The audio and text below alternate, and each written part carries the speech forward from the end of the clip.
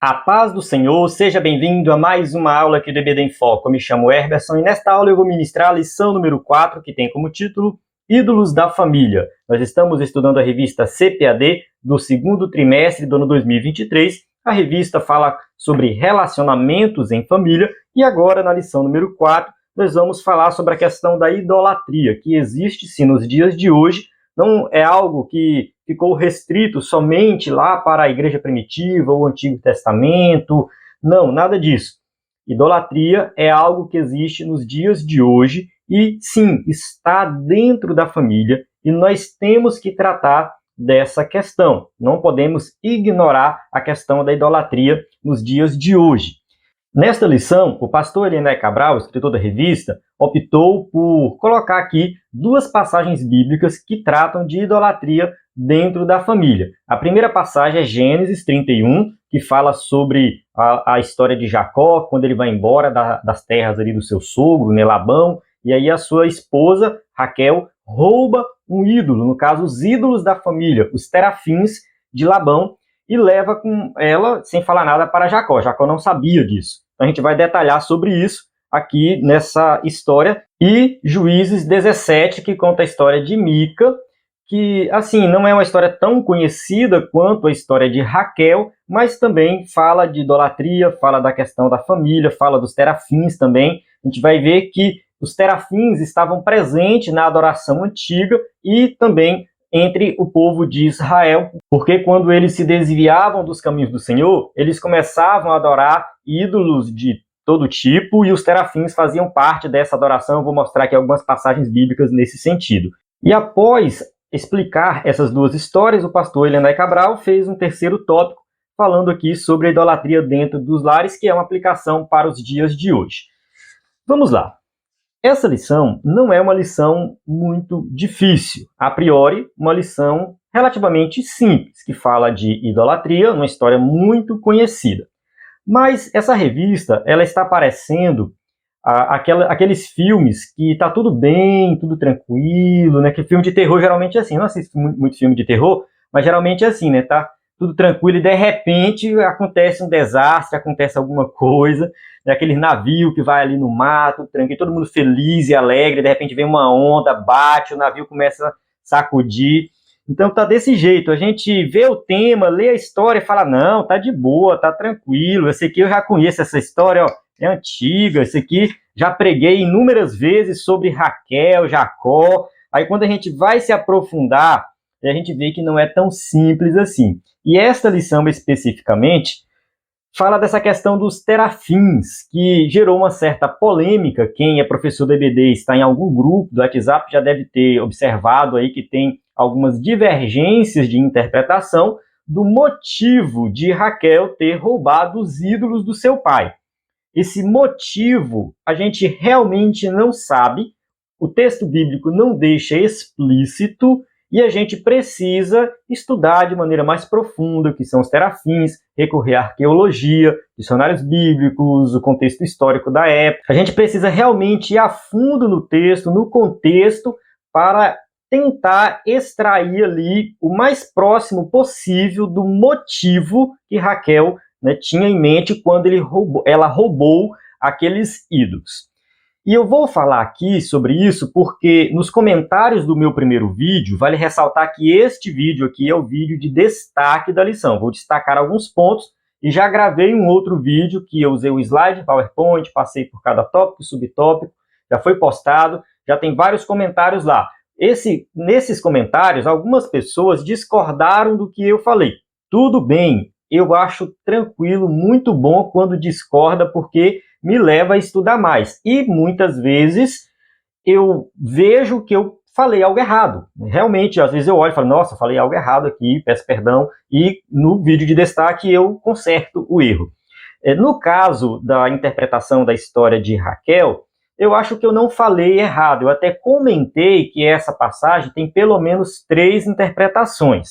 E diante dos comentários que eu li, as pessoas que discordaram por 2 motivos. Um motivo é querer defender Raquel como uma pessoa boa, uma pessoa santa, uma grande matriarca, uma pessoa que fez parte da história de Israel e que a gente não pode atribuir a ela o pecado de idolatria. Então tem gente que quer defender uma interpretação específica porque quer preservar a imagem de Raquel como uma pessoa muito importante. Eu acho que isso não é um motivo muito bom. A Bíblia não esconde o erro dos seus heróis, né? Heróis entre aspas. Porque se a gente olhar, por exemplo, a história de Abraão, que é considerado assim o mais importante na religião judaica, se a gente colocar o cristianismo junto, tirando Jesus Cristo, Abraão talvez seja a figura realmente mais importante. Foi a partir de Abraão que surgiu a nação de Israel, que veio o Messias, o povo judeu está aí até hoje. Então começou com ele, ele foi chamado por Deus. Tudo bem, Abraão foi realmente esse homem extraordinário, mas ele era um homem comum, pecador, e ele falhou. Inclusive, nós já estudamos uma lição aqui nessa revista que Abraão ele se deitou com a serva para ter um filho, para cumprir a promessa. Então foi uma falha de Abraão. Abraão também teve uma situação que ele disse que Sara era sua irmã, apesar de que, de fato, Sara é meia-irmã de Abraão. Na época que ele casou com ela, isso não era errado, não era pecado, não tinha nenhuma lei que proibia isso.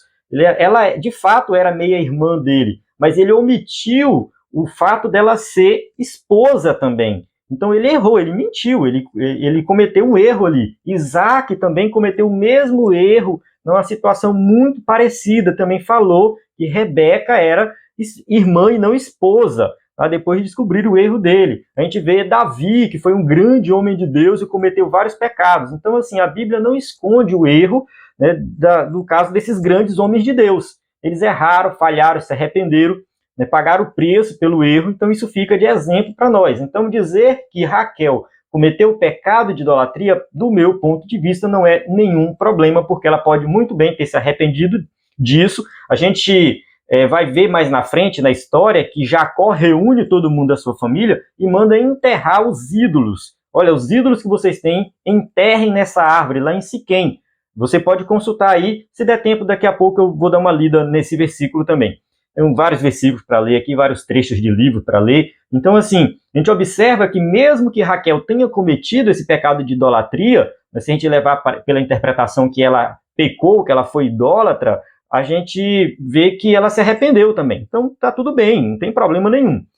Mas vamos lá, a gente tem sim, né, aí interpretações diferentes. Vou aqui me voltar para a revista, para a gente seguir a sequência da revista, e dentro da revista eu vou pegando esses pontos mais importantes e detalhando. No primeiro tópico, fala assim, os ídolos encontrados na tenda de Raquel. Aí o tópico 1.1, a fuga de Jacó e sua família para a terra prometida. Jacó, ele estava em uma terra distante, em Padã-Arã, uma terra bem distante daquela terra que Deus prometeu para Abraão. As bênçãos de Abraão passou para Isaac e de Isaac passou para Jacó. Isso é confirmado no texto, não somente pelo fato de que Jacó enganou o seu pai e por isso ele foi abençoado. Mas Deus mesmo fala com Jacó várias vezes e confirma essa bênção. Tá? Quando Deus fala com ele para ele voltar para a terra do seu pai, Deus confirma essa questão da herança da terra. A gente pode ler aqui, ó, rapidinho, capítulo 31, versículo 13. Sou o Deus de Betel, onde você ungiu uma coluna e me fez um voto. Saia agora desta terra e volte para a sua terra natal. Então ele volta porque Deus manda ele voltar. Não foi simplesmente uma iniciativa dele, porque Deus tinha uma promessa. Tem várias outras passagens bíblicas que falam aqui dessa questão da promessa que se cumpre na vida de Jacó. Então aqui no tópico 1.1 trata dessa questão desse retorno dele. Ele retorna sem falar com Labão, sem se despedir de Labão. Ele simplesmente reúne a família meio que escondido. É claro que eles não moravam um do lado do outro, eram vizinhos, mas era uma região que ficava um pouco afastada, né? E ele conseguiu sair escondido e levar toda a sua família com ele. Não foi somente Jacó, as esposas e os filhos. Não, tinha muitos funcionários, muitos empregados, muitas pessoas agregadas ali na família. O texto não diz quantas pessoas exatamente tinha ali, mas ele era um homem muito rico, ele foi muito abençoado. Apesar da revista não detalhar essa questão aqui da riqueza dele, se você ler o capítulo 30, 31, você vai observar que realmente ele era um homem muito abençoado, Deus abençoou, fez com que ele prosperasse. Então ele tinha ali muitos funcionários, muitas pessoas que faziam parte da família.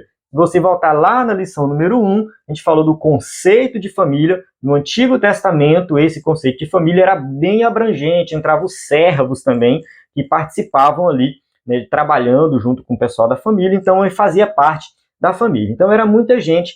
Jacó reuniu todo mundo e foi embora escondido. Ele caminhou por 10 dias. O seu sogro, quando descobriu que ele tinha ido embora, já tinha passado 3 dias. Então ele acompanha Jacó, muito provavelmente ele vai com a caravana menor, ele vai mais rápido, então ele consegue acompanhar Jacó. E aí, no tópico 1.2, fala assim: Labão descobre o furto de seus ídolos domésticos. E aqui o escritor da revista coloca que Labão era um homem idólatra e possuía pequenos deuses no interior de sua casa. Esses pequenos deuses são chamados de terafins. A tradução da palavra terafim não é algo tão simples. Então você vai ver muitas bíblias escrevendo literalmente terafim. É uma transliteração do hebraico para o português. Pega a palavra no hebraico, no alfabeto hebraico, e translitera para a nossa língua, então fica terafins. Outras bíblias optam por fazer uma tradução e chama de ídolos da família, ídolos domésticos, ídolos do lar, alguma coisa nesse sentido. Então, todas as vezes que você lê ídolos da família, ídolos domésticos, ídolos do lar, a palavra original era terafim. O terafim era esse ídolo. Eram pequenos ídolos que eram guardados dentro de casa e eles tinham, sim, um propósito de adoração. Por que eu digo isso? Porque dentro da Bíblia, sempre que aparece alguma coisa falando dos terafins, é um contexto de idolatria. A própria história de Mica, que nós estamos estudando aqui também, fala que ele tinha terafins, ele tinha os ídolos da família, estava relacionado à adoração, à idolatria. Se a gente for lá para Reis, segundo livro de Reis, capítulo 23, versículo 24, fala assim, ó: Além disso, Josias eliminou os médios, os que consultavam espíritos, os ídolos da família, ou seja, os terafins, os outros ídolos e todas as outras coisas repugnantes que havia em Judá e em Jerusalém. Então, assim, a gente vê que os terafins eram, sim, usados no contexto da adoração, no contexto do culto idólatra. Isso aparece várias vezes na Bíblia e também em fontes extra-bíblicas. Não tem como tirar esse vínculo dos terafins com o culto idólatra. Esse vínculo existia. De acordo com o dicionário do hebraico, eu estou com o dicionário hebraico Strong, né, um dicionário bem conhecido, ele fala o seguinte, que o substantivo masculino plural significa deuses familiares, objetos de cultos, terafins. Esta palavra se refere a um tipo de ídolo ou objetos de adoração, cuja posse estava provavelmente ligada a direito de herança. Então, eram empregados em adivinhação. Raquel roubou esses objetos de seu pai, Labão, por alguma razão que não está completamente clara para nós. É aqui que entra a complicação da nossa lição. Por que Raquel roubou esses ídolos? Me enviaram um vídeo do pastor Rodrigo Silva. Ele é adventista, ele é doutor em teologia. Para mim, é um dos melhores teólogos da atualidade, assim, que estão em evidência nas redes sociais, no YouTube, sempre compartilhando conhecimento. Estou colocando nesse sentido, tá? Um dos teólogos populares que estão aí sempre fazendo vídeo, entrevistas. Para mim, ele é um dos melhores, apesar de ser adventista, tem muita coisa que eu não concordo com ele, mas assim, eu acompanho o Rodrigo há uns 10 anos, acho que na televisão, ele tinha um canal na TV Novo Tempo, um canal adventista, ele sempre falou muito de arqueologia, ele é excelente quando se fala de arqueologia, você pode assistir os vídeos dele que não tem erro, é muito bom mesmo. É claro que quando entra em detalhes das doutrinas adventistas, né, aí a gente já fica com o pé atrás, mas mesmo quando ele vai falar de uma doutrina específica adventista, ele é muito coerente, ele sabe apresentar muito bem, então vale muito a pena. Fazendo essa observação, o Dr. Rodrigo Silva tem um vídeo, eu posso até deixar esse vídeo na descrição para você assistir, em que ele usa uma fonte arqueológica para defender que os terafins, no caso de Raquel, não foram roubados por ela com o propósito de adoração. Na verdade, assim, os terafins, eles estavam ligados, como diz aqui o dicionário, à questão da herança. Geralmente, quem possuía os terafins tinha o direito à herança. Então, quando o pai estava prestes a morrer, ele entregava os terafins para os seus filhos, no caso, que tinham direito à herança, e esses filhos, né, continuavam com esses terafins e passavam depois para os seus filhos novamente. Então, estava ligado nesse sentido. Isso aqui está aqui no dicionário, tá? O pastor Rodrigo Silva diz isso no seu vídeo, nesse dicionário Strong. Então aqui, de acordo com o dicionário Wycliffe, ele diz que essa palavra aparece 7 vezes como imagens, ou seja, traduzido no sentido de imagens, uma vez como ídolos e outra como idolatria. E outras passagens simplesmente aparecem traduzido como terafim. Aqui ele cita algumas passagens que aparecem, inclusive eu já li uma aqui, não vou ler muitas passagens para não tomar muito tempo aqui no vídeo. Eu posso até também colocar esse texto aqui desse dicionário para você depois, enfim, não se preocupe, tá? Tudo isso aqui no EBD em Foco a gente vai deixar disponível. Enfim, ele diz também que uma das funções dos terafins era dar poder de adivinhação. Então aqui, assim, umas pessoas acreditam que Raquel roubou o ídolo para que o seu pai não consultasse esses ídolos e descobrisse o caminho deles. Porque eles estavam fugindo, e aí falaram, não, eu vou roubar para meu pai não descobrir para onde a gente está indo. O Champlin, no seu comentário, também trata dessa hipótese, mas não é algo confirmado no texto. Mais na frente, ele diz o seguinte, ele fala assim, ó, estudos acadêmicos recentes afirmam, com base em certos textos de Nuzul, aí ele cita aqui esses textos antigos, inclusive o Dr. Rodrigo Silva, ele mostra a réplica de uma tábua pequenininha assim, que é encontrada em sítios arqueológicos, e ali tem algumas informações importantes da cultura daquela época. E aí, de acordo com esses achados arqueológicos, as pesquisas recentes, dizem o seguinte, que Raquel roubou os terafins de Labão para garantir o direito de posse de Jacó sobre as terras de Labão, quando Labão morresse. Então a ideia seria essa, já que os terafins estavam ligados à questão da herança, quem está de posse deles tem direito à herança. Então Raquel pensou assim, uma vez que meu pai enganou meu marido várias vezes, mudou o salário dele 10 vezes, fez ele trabalhar 14 anos para casar comigo, porque deveria ser 7, era para trabalhar 7 e casar com Raquel. Trabalhou 7, casou com Lia, aí depois ele já casou logo com Raquel em seguida e trabalhou mais 7 anos para pagar o casamento com Raquel. E aí, segundo essa interpretação, que é a defendida pelo Dr. Rodrigo Silva, a Raquel não gostou disso, ela não, sei lá, ficou chateada, não gostou do que o pai dela fez e falou assim, meu marido tem direito a uma parte da herança, não precisa ser herança toda, uma parte da herança, então eu vou levar os terafins para garantir, porque isso é uma garantia, quem tem os terafins tem direito àquela propriedade, era como se fosse um documento, né, que garantia o direito a propriedade. Inclusive, lá no vídeo, ele diz isso, que quando tinha uma disputa judicial de uma propriedade, né, quem estava fazendo o julgamento perguntava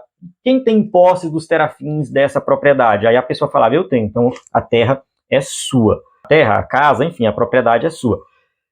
É nesse sentido, seria essa interpretação. Ela teria roubado, não porque ela é idólatra, mas porque ela queria que Jacó tivesse direito à herança de Labão. Tudo bem, vamos lá. Isso é uma interpretação possível. O texto não deixa isso muito claro.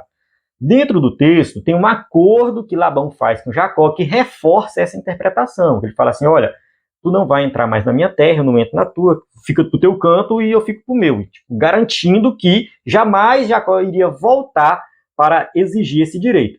O que acontece na história é que Labão não encontra os ídolos. Então, como ele não encontra, ele tem que fazer esse acordo. Tá? Ele faz esse acordo e Raquel, de posse dos terafins, não queria entregar, até mesmo porque Jacó falou que quem tivesse com os terafins teria que morrer, então seria uma complicação. Então, assim, ela mente para o seu pai, que ela está sentada sobre eles, né? Ela não entrega, enfim, ele vai embora e eles continuam a viagem. Tá, vamos lá. Supondo que essa seja a interpretação correta, será que a gente pode isentar Raquel de algum erro, de algum pecado ou até mesmo da idolatria? Eu acredito que não, por vários motivos. Primeiro, o terafim, por mais que ele estivesse ligado à herança, à posse, ele também estava ligado à adoração. Então tinha um vínculo com a adoração, tinha um vínculo com algo ali voltado para um culto de idolatria, um culto idólatra. Então não era simplesmente algo que garantia herança, tinha esse vínculo religioso. Então a gente não pode descartar isso.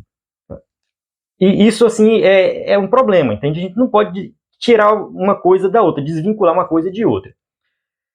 Outra coisa, ela roubou, ela cometeu um erro muito grande.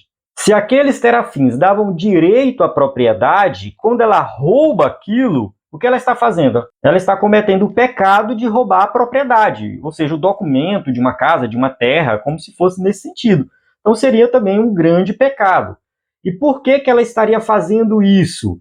Por ganância, porque o seu marido já era abençoado por Deus. Deus abençoou Jacó, Jacó mostrou isso para ela, para outra esposa, para os filhos. Olha, Deus tem abençoado, tem feito a gente prosperar. Então não tinha necessidade nenhuma dela querer direito de herança. Eu acho que o pecado seria até maior, porque a idolatria aí não seria para o ídolo em si, mas a idolatria baseada em bens materiais.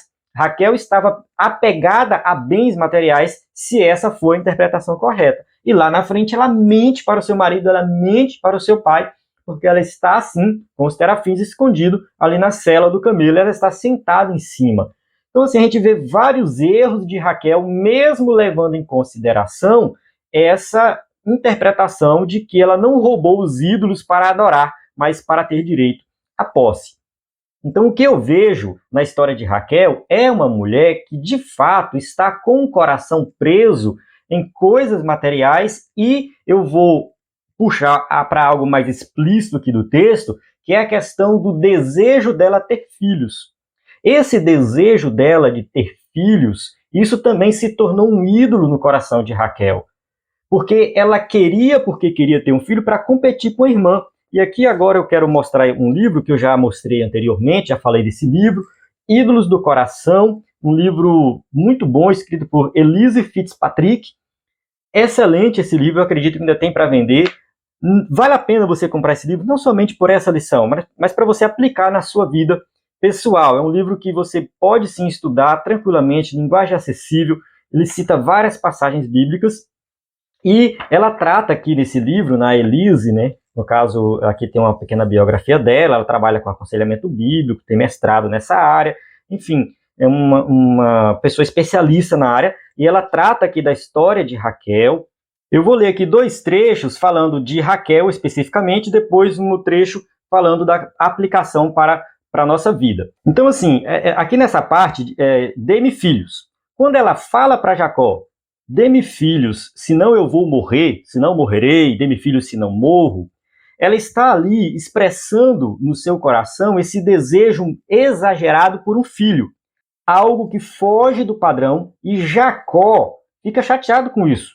Ele fala assim, estaria eu no lugar de Deus? Ou seja, é eu que tenho que fazer alguma coisa nesse sentido? Entende? Não é Jacó. Jacó era um homem que confiava muito em Deus. Lá na frente, ela tem um filho.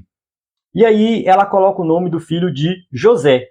Aí diz assim o trecho do livro, até mesmo sua escolha pelo nome José significa que ele acrescente outro. Raquel não estava satisfeita com a bênção que Deus lhe dava por meio de José.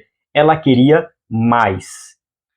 Perceba que mesmo antes de Raquel roubar os ídolos de seu pai, ela era idólatra. Seu desejo de ter filhos como sua irmã Lia tinha era o mais importante de sua vida. Era algo que ela acreditava que precisava ter. Portanto, isso era o seu Deus. Eu acho que se a gente ficar muito ali naquela parte dela roubar os ídolos do seu pai, dos terafins e tal, a gente perde um pouco o foco da história. Porque eu vejo que realmente o maior problema de Raquel era esse desejo exagerado de ter filhos. Ela acreditava que ela seria feliz somente por isso. Tá? E aí, mais na frente, uma aplicação diz o seguinte, o que preciso ter para que minha vida tenha significado ou para que eu seja feliz? Será que você está agindo como Raquel? Eu preciso ter um filho, ou eu preciso desse emprego, eu preciso desse carro, eu preciso dessa casa, eu preciso disso, eu preciso daquilo, eu só vou ser feliz se eu tiver isso, eu só vou ser feliz, eu só vou me sentir completo se eu tiver tal bem, tal coisa, tal conquista. Isso pode ser um ídolo na sua vida. Aqui eu já estou fazendo a aplicação, que o escritor da revista deixa para o tópico 3, eu já adianto logo, até mesmo porque o vídeo já está ficando bem longo, né? Estou olhando aqui que está ficando bem longo, e aí eu acredito que essa história ela ilustra muito bem a revista como um todo. O escritor da revista colocou a história de Mica, eu acho que não tinha necessidade, bastava a história de Raquel, a gente já consegue fazer aplicações práticas para, né, a nossa vida nesse contexto de ídolos dentro da família. Mais um trecho. Ídolos não são apenas estátuas de pedra. Eles são os pensamentos, desejos, anseios e expectativas que passamos a cultuar em lugar do verdadeiro Deus. Aí muita gente fala assim, não, mas eu não cultuo essas coisas. Deus é primeiro lugar na minha vida. Deus é tudo para mim. Eu amo Deus. O que vai garantir que Deus é primeiro lugar na sua vida e não essas outras coisas são as suas atitudes. Observe que Raquel, ela poderia até falar assim, não, Deus é primeiro lugar na minha vida.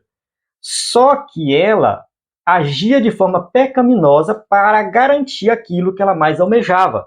No caso de ter um filho, no caso dos terafins, porque ela mentiu, roubou, enganou, ela fez um monte de coisa para, né, garantir aquilo que ela acreditava deixar ela feliz. Então você pode até falar, Deus é tudo na minha vida, mas se você pratica vários pecados para garantir que algo pertença a você, porque aquilo te deixa feliz, aquilo te satisfaz, Deus não é primeiro lugar na sua vida. Essa outra coisa que é primeiro lugar. Porque quando você obedece a Deus, muitas vezes você leva um prejuízo. Muitas vezes você perde alguma coisa. Você perde uma promoção na empresa, você perde amizade, você perde várias coisas para ser fiel a Deus. E aí, quando você não consegue ser fiel a Deus e opta por fazer o que é errado, para praticar o pecado, é porque Deus não é mais em primeiro lugar na sua vida. Já tem ali um ídolo na sua vida. Aquela situação sempre te leva a pecar. Se a gente voltar um pouco para a história de Rebeca, Rebeca sabia da promessa de que o maior serviria o menor. E ela fez de tudo para que aquilo acontecesse. Aquilo se tornou um ídolo para ela. Ela teve que enganar o seu marido, mentir para o seu marido, para que Jacó roubasse as bênçãos de Esaú para garantir aquela promessa. Não tinha necessidade de fazer isso. Então ela desobedece a Deus para fazer cumprir uma promessa. Ela ficou mais preocupada e valorizando muito mais a bênção do que o abençoador. Então ela colocou aquela bênção em primeiro lugar. Ela colocou o seu filho em primeiro lugar. E por isso ela pecou. Se a gente olhar para a história de Abraão, por exemplo, Abraão fez o contrário. Para obedecer a Deus, ele ia matar o próprio filho. Então observe que Abraão não colocou Isaac, né, ali como seu ídolo. Não, ele sabia que Isaac era o filho da promessa, Deus falou assim, eu quero teu filho como sacrifício, ele foi lá e vou cumprir, Deus está mandando. Então Abraão ele já obedece a Deus. E por outro lado a gente observa a história de Rebeca, de Raquel, elas desobedecem a Deus por causa de algo que ia satisfazer a alegria e a felicidade delas. Porque aquilo já tinha se tornado um ídolo. Então, eu acho que isso é algo que a gente pode aplicar assim, na nossa vida. O que te leva a pecar com frequência? Qual é o pecado que você comete várias vezes? E muitas vezes, quando você comete esse pecado, você fala assim, não, mas eu tenho direito a isso. Não, mas eu preciso disso. Não, mas assim, essa situação é uma situação que não tem como fugir. Eu preciso de fazer isso aqui, ponto final. Todo mundo faz, então eu vou fazer também. Quando você está falando dessa forma e agindo dessa forma, significa que você já colocou um ídolo no seu coração e Deus não é mais o primeiro lugar na sua vida. Ainda aqui nesse livro, um capítulo mais na frente, ela faz um contraste entre Ana e Raquel. Ana também era estéril, Ana também queria um filho, mas a atitude de Ana era muito diferente da atitude de Raquel. Então, para a gente encerrar essa história de Raquel, eu vou só ler mais um trecho. Fala assim, ó. Ana tinha um forte desejo. Ela ansiava por um filho, a quem amar e criar para o Senhor. O desejo de Ana, todavia, não era o seu Deus. Não queria um filho apenas para pôr fim à crueldade de Penina. Queria um filho que pudesse criar para glorificar e servir a seu Deus. Então a gente observa que Ana tinha uma motivação diferente de Raquel. Raquel queria um filho para concorrer com a irmã. Ana, mesmo sofrendo com Penina, que tinha um filho atrás do outro e ela não tinha nenhum, ela queria um filho para glorificar a Deus. Ela falou, Deus, se me der um filho, eu vou entregar ele para ti. E ela fez isso. E ao entregar o filho dela, Samuel, lá para o sacerdote, agora ele vai ficar aí, vai morar aí, enfim, eu dei o meu filho para você. Ele ficou para o Senhor. Ela teve mais 5 filhos. Ela foi muito mais abençoada. Enquanto Raquel, que estava tão preocupada com o filho, no segundo, ela morreu. E é meio irônico, né? Dê-me filho, se não morro. E quando nasce o segundo filho, de fato, ela morre. A idolatria, ela pode matar você. Ela pode matar a sua vida espiritual. Então, tem que ser tratado. Já me alonguei bastante no vídeo, mas eu quero falar um pouco da história de Mica. Vai ser bem mais rápido, porque do meu ponto de vista, esta lição precisava apenas da história de Raquel. Mas vamos lá. Mica era um homem israelita e vivia na época dos juízes. Ele estava ali na época que não havia rei em Israel, e isso é repetido no texto várias vezes, não havia rei em Israel, e cada um fazia o que queria, porque não tinha uma liderança. Nessa época, a lei de Deus já tinha sido instituída, eles conheciam a lei, porque a lei foi entregue por Moisés lá no início da saída do Egito, né, no Monte Sinai. Então eles tiveram toda essa caminhada, conquistaram a terra, eles estavam ainda no período de conquista, se estabelecendo na terra, fazendo as divisões e tudo mais. Aqui a revista conta a história dele, eu vou resumir, né, que ele diz o seguinte, que ele roubou algumas pratas da sua mãe, depois da sua mãe lançou uma maldição, ele provavelmente acreditava naquela maldição e por isso ele confessou. A mãe, em vez de repreender, parece que faz elogiar, manda construir ídolos para Mica, e Mica quebra a lei de Deus ao estabelecer um culto dentro da sua casa.